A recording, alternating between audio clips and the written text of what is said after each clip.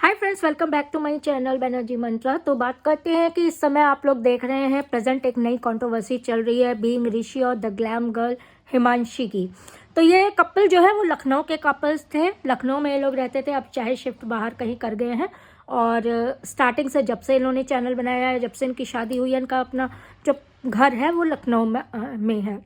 तो अब बात करते हैं इनके कंट्रोवर्सी की। दोनों में सेपरेशन हुआ, पहले शादी हुई, हम लोगों ने इनके शादी के व्लॉग्स देखे। द ग्लैम गर्ल से द ग्लैम कपल हो गया इनके चैनल का नाम। और उसके बाद इनका आपसी मनमुटाव हुआ और सेपरेशन हुआ।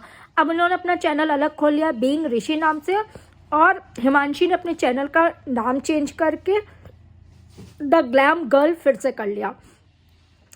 तो अब इनके प्रेजेंट कंट्रोवर्सी में ऋषि ने काफ़ी चीज़ें बोली थी कि हिमांशु एरोगेंट थी और डोमिनेटिंग नेचर की थी, घर में किसी से बात नहीं सही करती थी, कोई काम नहीं करती थी, और बहुत सी सारी चीज़ें बोली। बहुत बार इल्ज़ाम लगाने के बाद आखिर हिमांशी ने मुंह खोल दिया, काफ़ी कुछ बताया। हिमांशी ने अपनी वीडियो पे पूरी तरह से ऋषि को एक्सपोज करके रख दिया है।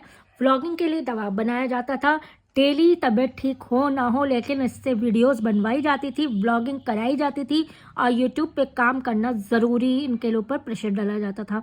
इसके साथ ही साथ ऋषि के मम्मी पापा पे भी इल्ज़ाम लगे हैं कि वो भी पूरी तरह से ऋषि के साथ थे। ये लोग पैसा कमाने के लिए जोर देते थे। इसके साथ ही साथ हिमांशी के माता पिता से भी टाइम टू टाइम पैसे की डिमांड की जाती थी। काफ़ी ज़्यादा इनके माँ बाप भी परेशान हो गए थे, कितना दे कितना दे कितना दे, क्योंकि इन लोग का जो मांगने का वो था, कंटिन्यूस मांग रहे थे, वो ख़त्म ही नहीं हो रहा था।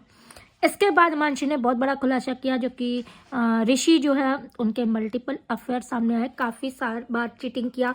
जब इन्होंने पकड़ा, हिमांशी ने पकड़ा, तो जवाब दिया कि तुम्हारे साथ तो मैं नहीं ज़िंदगी काट सकता, मुझे अलग अलग लड़कियाँ पसंद है, तुमको नहीं देखना चाहता। तो इसके बाद जो है जब काफ़ी हद होती है ना, हिमांशी ने कहा हद जब वो सारी हदें क्रॉस कर गई, तब हिमांशी ने सेपरेशन का सहारा लिया, यानी कि सेपरेट होने का डिसीज़न लिया, जो कि ठीक है। बहुत ज़्यादा जब इस रिलेशन जो है वो टॉक्सिक हो जाते हैं तो अलग होना ही बेहतर होता है। और जब बहुत ज़्यादा एलिगेशन रख रहे थे, हिमांशी चुप थी। तो और ज़्यादा ऋषि और ऋषि के फैमिली को, भाई लालची फैमिली होती है, कई बार आपको पता है, कई बार ससुराल लालची मिल जाती है तो जीवन काटना बहुत मुश्किल हो जाता है, क्योंकि वो फिर लड़की वालों को एटीएम कार्ड समझने लगते हैं कि जब हम चूड़ी टाइट करेंगे ये अपने घर से पैसा लेके आएगी। ये चीज़ बहुत गलत धारणा होती है, इसी में लड़कियां काफ़ी कुछ कदम उठा लेती हैं। कई बार लड़कियां बहुत अनोनी हो जाती है, बहुत जगह आप लोग ने देखा होगा ससुराल में ये कुछ। लेकिन आज का समय बदला है, आज का समय ऐसा हुआ है, अभी भी होती है कई जगह ससुराल में बहुत चीज़ें होती हैं, लेकिन आज के समय लड़कियों ने स्टैंड लेना शुरू किया है, अपने लिए डिसीजन लेना शुरू किया है। हिमांशी उसी में एक है। स्ट्रांगली उसने अपने को अलग किया है, स्ट्रांगली उसने अपना डिसीजन लिया है, और आज अपने खुद के पैरों पे खुद पे खड़ी हुई है, किसी के ऊपर डिपेंडेंट नहीं है। आखिरी में हिमांशी ने यह भी कहा है कि चुप रहने का मतलब ये नहीं है कि मैं गलत हूँ या गलत थी। एक चीज़ ये भी होती है कि इंसान में शर्म होती है कि वो अपने घर के झगड़े या अपने आपसी झगड़े यूट्यूब पे नहीं लाना चाहता है, लेकिन वो जब चीज़ें सामने वाला यूट्यूब पे इस तरह से ला रहा हो, अपनी असलियत छुपा रहा हो, तो हिमांशी को भी फ्रंट पे आना पड़ गया, उसकी मजबूरी बन गई।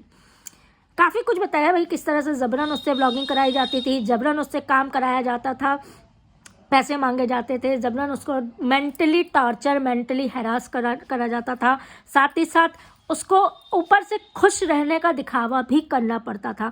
व्लॉगिंग में कई बार लोग पूछते थे व्लॉग्स में कि हिमांशी का मुंह उखड़ा हुआ है, या हिमांशी दुखी लग रही है, खुश नहीं लग रही, तो इसके ऊपर जबरन दबाव बनाया जाता था कि खुशी दिखाओ, चेहरे पे मुस्कुराहट दिखाओ, ये दिखाओ वो दिखाओ, जिससे कि सिर्फ व्लॉगिंग चले।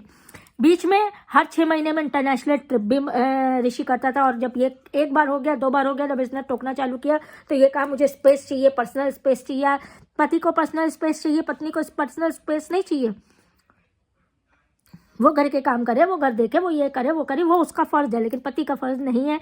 ये चीज़ ऋषि साबित करने की कोशिश कर रहा था। आज क्या हुआ, वीडियोस बना के डाल रहा था, कंप्लेंट हुई है, अतुल सुभाष बनने के लिए मजबूर किया जा रहा है। ये मतलब एक अगर अतुल सुभाष का केस सामने आ गया है जिसमें औरत की गलती दिखाई जाती है, तो इसका सहारा अब यूट्यूब पे आदमी लोग लेने लगे हैं।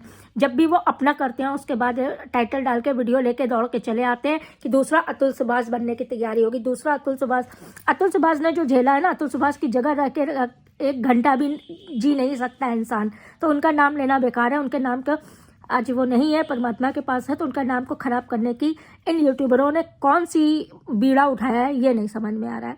जो भी कुछ अपना हैरस करे तो भी अतुल सुभाष, दूसरे से हैरस हो तो भी अतुल सुभाष से अपने को कंपेयर करने लगते हैं। ये आज का इस समय नया प्रचलन चला है जो कि बहुत ही गलत है। इस पर सरकार को भी एक्शन लेना चाहिए कि इस तरह से किसी का नाम नहीं खराब करना है। उनका केस उनकी मतलब बीवी थी, जो भी था वो उनका पर्सनल है, वो अभी भी उसमें है, कहते ना मुकदमा है, तो वो उनका जाने। यहाँ पे लोग उनके नाम की सहारा लेके इस तरह से अपने को विक्टिम दिखाने की कोशिश करते हैं और आखिर में निकलता क्या है क्या नहीं है ये आप लोग के सामने है। काफ़ी टॉक्सिक चीज़ें है जो भी हिमांशी ने बताई है, तो वो चीज़ काफ़ी दिमाग में बिल्कुल अटैक करने वाली बातें हो गई हैं। किस हिसाब से आजकल की लड़कियां आज इतना मतलब दुनिया इतनी आगे बढ़ गई है, इतना ग्रो कर गए हैं, इतने एडवांस हो गए हैं, लेकिन फिर भी औरतों को आज भी कई चीज़ें झेलनी पड़ती हैं। लड़कियों को आज भी टॉर्चर किया जाता है, लड़कियों को आज भी काफ़ी कुछ सहना पड़ता है अपने मैरिटल मतलब रिलेशनशिप में। तो ये चीज़ें कब ख़त्म होंगी, कब औरतों के प्रति अपराध ख़त्म होंगे, कम होंगे, कब औरतों को एक वस्तु नहीं समझा जाएगा, एक जीता जागता इंसान समझा जाएगा, ये ऐसा मतलब समय आने का हम लोग इंतज़ार कर रहे हैं। दुनिया बदलते देखा है लेकिन औरतों की स्थिति अभी भी नहीं बदली है। आप लोग की क्या राय है हमें कमेंट में बताइएगा। वीडियो लाइक कर दीजिएगा, चैनल अभी तक सब्सक्राइब नहीं किया है तो प्लीज़ सब्सक्राइब कर दीजिएगा। आंखें खोलने वाला प्रकरण है ये ऋषि और हिमांशी का भी। हम तो ये सोच रहे हैं आजकल पता नहीं लखनऊ के ब्लॉगर्सों को क्या हो गया है, क्यों इस तरह की चीज़ें कर रहे हैं। देखिए इसमें इन लोग की गलती है, शहर का कोई गलती नहीं होती है। मिलते हैं आपसे, तब तक के लिए